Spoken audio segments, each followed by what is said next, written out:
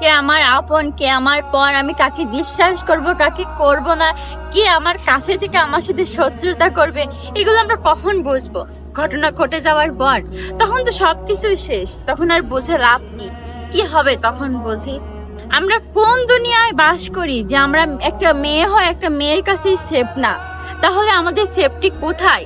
কোথায় সেফ থাকবো আমরা? আমাদের তো সেফ থাকার কোনো জায়গা নাই। কাকে বিশ্বাস করব? কাউকে তো বিশ্বাস করার মতো নাই। যে একটা মেয়ে হয়ে মেয়ের সর্বনাশ করে, আমি যে একটা মেয়েকে বিশ্বাস করব, সেই তো আমার সর্বনাশের কারণ হয়ে দাঁড়াবে। তাহলে কাকে বিশ্বাস করব আমরা? এখন তো আর কাউকে বিশ্বাস করার মতো নাই। এখন এইটাই ভাবতেছি যে এখন নিজেকেই বিশ্বাস করতে হবে। আমার নিজের উপরে আমার বিশ্বাস রাখতে হবে, কারণ বিশ্বাস করা যাবে না। কোথাও মেয়েদের সেফটি নেই এই দুনিয়ায়, আনাচে কুনাচে কোথাও না। আমরা তো এটা ন্যায্য বিচার চাই।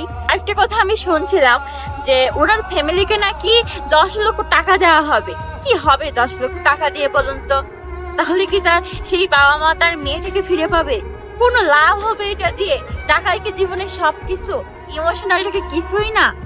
সে যে চলে যাবে সে তো চলে গেছে, সে তো আর কখনো ফিরে আসবে না। কিন্তু টাকা দিয়ে কি মুখ বন্ধ করে রাখা যাবে? টাকা দিয়ে কি সবকিছু কন্ট্রোলে আনা যাবে? কখনো আনা যাবে না। সবাই এটা ন্যায্য বিচার চাই। আমাদের মেয়েদের এখন মানে একটু রাস্তায় যে বেরোবো সেটাই মানে বুক কাঁপতেছে, এতটাই ভয়ে থাকতেছে আমরা, এতটাই ভয় পাচ্ছি আমরা যে আমরা কোথাও মানে যেতে সাহস পাচ্ছি না। মেয়েরা যেভাবে চলাচল করতো শহরে বা গ্রামে হোক শহরে হোক, এখান থেকে ওখানে পড়াশোনা কলেজ বা অফিস চাকরি যেভাবে করতো, মানুষ তখন সেভাবে করতে পারতেছে না। ঘরের থেকে বাইরে বেরোতেই ভয় পাচ্ছে যে আমরা তো কোথাও সেফটি নেই, কোথাও সেফ নেই আমাদের। যেখানে যাবো সেখানেই তো আমাদের বিপদ আসতে পারে।